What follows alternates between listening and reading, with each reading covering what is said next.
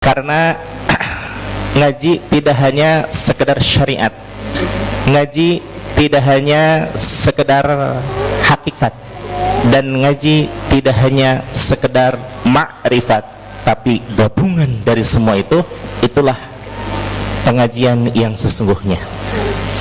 Sebagaimana kalam dari Imam Malik rahimahullah, man tafaqqaha wala tasawwafa faqad tafassaqo. Barang siapa yang berfikih saja tanpa bertasawuf, maka bisa jadi dia terpeleset dalam kefasikan, karena hanya berada dalam tataran syariat saja. Tapi sebaliknya, wa man tasawwafa wala tafaqqaha faqad tazandaqo. Barang siapa yang hanya bertasawuf saja, hanya mengejar kebahagiaan akhirat saja, tanpa memikirkan bagaimana pelaksanaan ibadah yang baik dan benar, maka bisa saja dia terpeleset pada zindik. Zindik itu apa? Terlalu mengedepankan akhirat, melupakan duniawi. Harus seimbang antara duniawi dan ukhrawi. Wabtaghi fima ataqallahu darul akhirah wala tansa nasibaka minad dunya. Firman Allah Subhanahu wa taala di dalam Al-Qur'an, silahkan engkau cari kebahagiaanmu di akhirat, tapi wala tansa nasibaka minad dunya, jangan engkau lupakan bagian kebahagiaanmu di dunia. Kita hidup di dunia, ada yang 40 tahun, ada yang 50 tahun, ada yang 70 tahun. Ini nggak kebagian, ini yang lebih 80 tahun ya. Maka selama itu kita dituntut untuk mendapatkan kebahagiaan, memiliki kualitas spiritualitas yang istimewa, seperti halnya Sayyidina Abu Bakar, Sayyidina Umar, Sayyidina Utsman, Sayyidina Ali karramallahu wajhah, dan lain sebagainya. Tapi ada bertingkat-tingkatnya. Nah, pilihan dari Rasul, seandainya engkau belum bisa melihat Allah dengan ainul basirah, fa innahu yaraka. Nah, ini mungkin ini paling pilihan bagi kita ya, paling aman nih. Fa innahu yaraka, seandainya kita belum bisa melihat Allah secara hakikah, secara ainul basirah, maka yakinilah bahwa Allah maha melihat kita. Di masjid Allah melihat? Ini jawabannya lemas ini. Di rumah Allah melihat? Di jalan Allah melihat? Di mana saja Allah melihat? Nah, melihatnya kita terhadap Allah Subhanahu wa taala ketika sedang sholat sama ketika di luar sholat.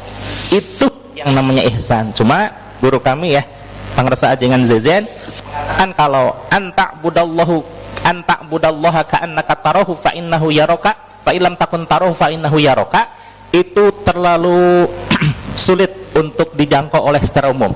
Beliau membahasakan ketika mata kontak kepada makhluk, hati tembus kepada Allah. Sekali lagi, ketika fisik kita kontak dengan makhluk, hati tembus kepada. Ketika melihat pohon, hati melihat. Ketika melihat manusia-manusia, hati melihat. Ketika melihat seluruh makhluk-makhluk Allah, hati kontak kepada. Itu yang disebut dengan ihsan. Jadi kalaupun kita berhadapan dengan tembok, berhadapan dengan kaca, berhadapan dengan masjid, tapi hati kita tembus kepada, itulah yang dengan tauhid.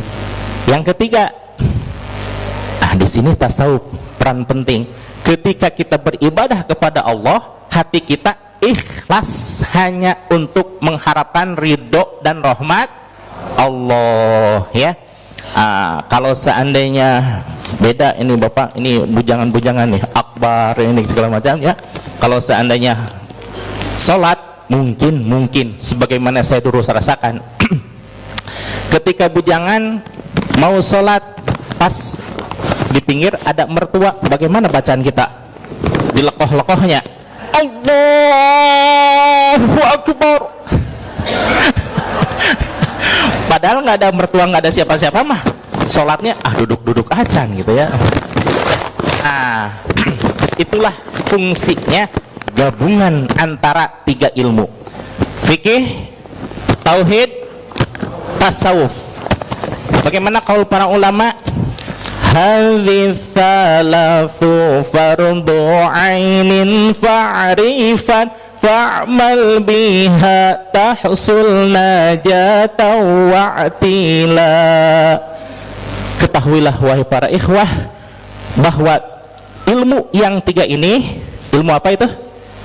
Fikih, tauhid, tasawuf. Fardu ainin merupakan suatu kefarduan yang wajib terhadap setiap orang.